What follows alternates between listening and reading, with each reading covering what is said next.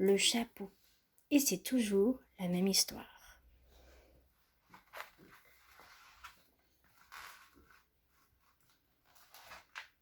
Le chapeau, et c'est toujours la même histoire. Marcus Malt, Rémi Saillard. C'est l'histoire d'un chapeau qui s'envole parce que le vent est trop fort, parce que le crâne est trop gros, parce que le chapeau est trop petit. C'est l'histoire d'un tout petit chapeau, tout rond, tout noir, un chapeau melon, qui se prend pour un oiseau et qui retombe, forcément, dans un ruisseau. C'est l'histoire d'une grenouille au bord d'un ruisseau qui rêve de voyage, qui rêve de voir la mer un jour. Ah, la mer, soupire-t-elle, les vagues, les flots, et qui voit soudain un chapeau renversé flottant sur l'eau, là, sous son nez. C'est ma chance, se dit-elle, c'est trop beau, et hop, il ne lui faut qu'un bond pour sauter dans le chapeau melon. Et les voilà tous deux sur l'eau vive qui défile au fil du courant, longtemps, longtemps. Ils se jettent dans un torrent glacé, puis dans un fleuve, puis dans la grande bouche bleue de l'océan. Le chapeau est trempé. La grenouille est heureuse. C'est l'histoire d'un gros poisson, très gros, très glouton, avec une bouche énorme, pleine de dents, mais qui n'a rien mangé depuis longtemps, si longtemps que son estomac gargouille, grouille, grouille. Un drôle de bruit, soit dit en passant. Et pour ne plus l'entendre, ce maudit bruit, le poisson serait prêt à croquer n'importe quoi, n'importe qui. Mais c'est l'histoire aussi d'un monsieur. Assis tout seul sur un rocher au bord de l'océan, qui pêche à la ligne, qui attend un poisson ou une fiancée, qui sait. Ah, une fiancée, soupire-t-il, une sirène, une fée. Un peu triste le monsieur, parce qu'il est tout seul justement, comme une île au milieu de l'océan, ou simplement, tiens, parce qu'il a faim. Le monsieur attend.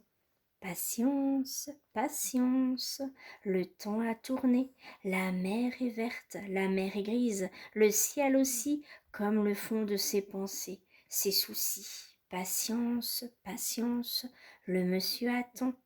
Mais le temps a passé, et le monsieur à présent en a assez. Il désespère, il lance un grand cri en l'air qui retombe, forcément, et ricoche sur la mer, loin, très loin, jusqu'à la ligne de l'horizon.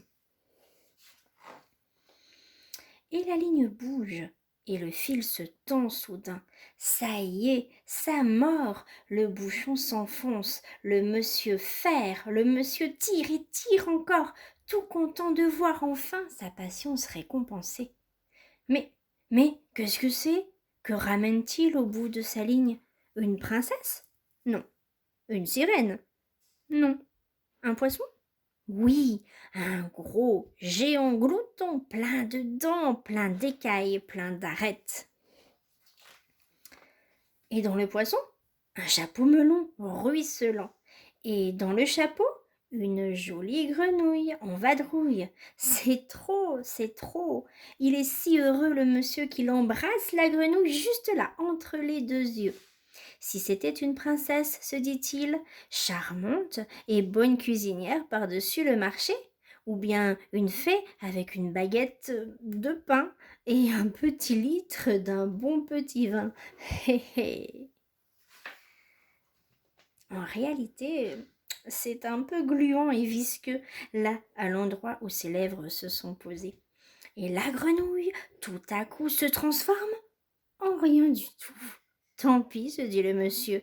Mais au fond, tant mieux. Les cuisses de grenouille, c'est délicieux, bien meilleur à manger que les cuisses de fée.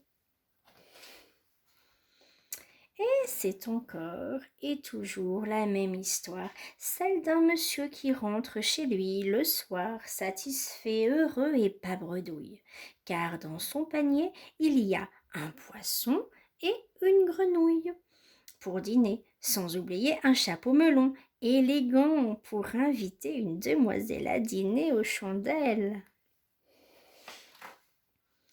Alors, il s'en va, l'insouciant monsieur, tout joyeux, tout content, le petit chapeau sur son crâne trop gros. Il marche 1 kilomètre, puis 2, sans se presser, sans se douter un seul instant que le vent, forcément, va se mettre à souffler.